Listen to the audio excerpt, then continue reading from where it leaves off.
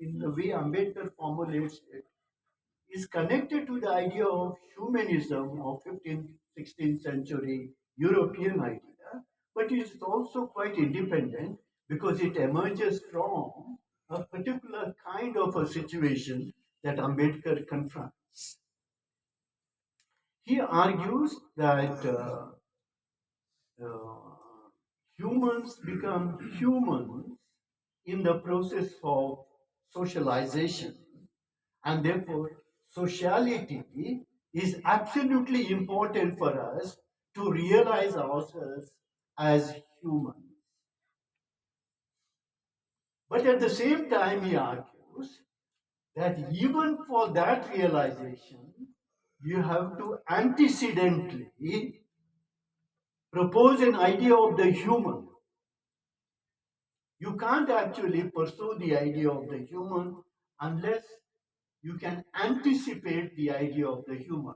And therefore, there is a certain tension between an idea of the human as a pre existing understanding and the idea of the human as realized through the processes of sociality. And he argues that this human has certain attributes. And what are these attributes? He argues that one of the attributes of the human is his or her capacity of reasoning. Second, of moral discretion. That is, what ought to be done and what ought not to be done, what is to be avoided. And therefore, necessarily the idea of conscience. Ambedkar often uses the idea of conscience both in an individual sense and in a collective sense. And if that is the case, if human beings are endowed with these three attributes of reasoning, of moral discretion, and of conscience, then they are, we all owe to them a unique dignity, and they are entitled to a distinct respect.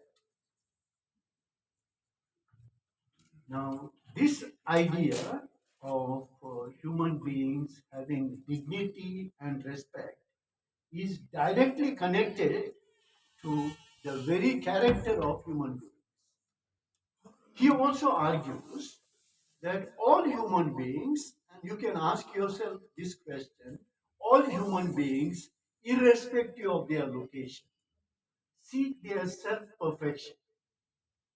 What that self perfection is left to you and your communities. But all of them seek self perfection and they don't want to remain half human. And if human beings call for, strive towards self perfection. And remember, those of you who have studied Aristotle would know that he thinks that it is the telos of human beings. Ambedkar was extremely well read on Aristotle. Maybe he was influenced by this. But this idea of human beings as, as destined to pursue their self reflection, self realization, and self perfection is something which is continuous with and therefore they need to have necessary resources for that. A good society is the one which enables human beings to become human and to achieve their self perfection. And therefore, justice becomes important. My fourth chapter. Justice becomes absolutely important. Now, what is justice? For Ambedkar, of course, justice is like anything that we know about justice. Justice is a measure or principle through which social goods are distributed across the participating members.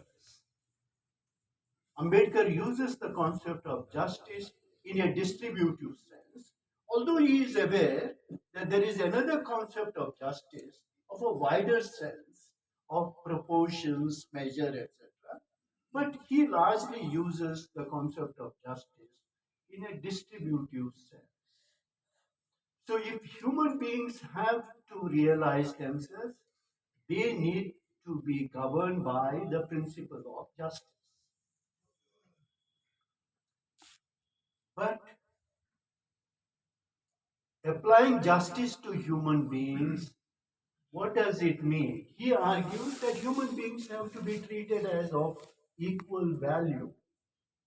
Justice in a human society, every human being has to be treated as of equal value. And if equal value is the measure of treating human beings, then what kind of equality? There could be different kinds of equality.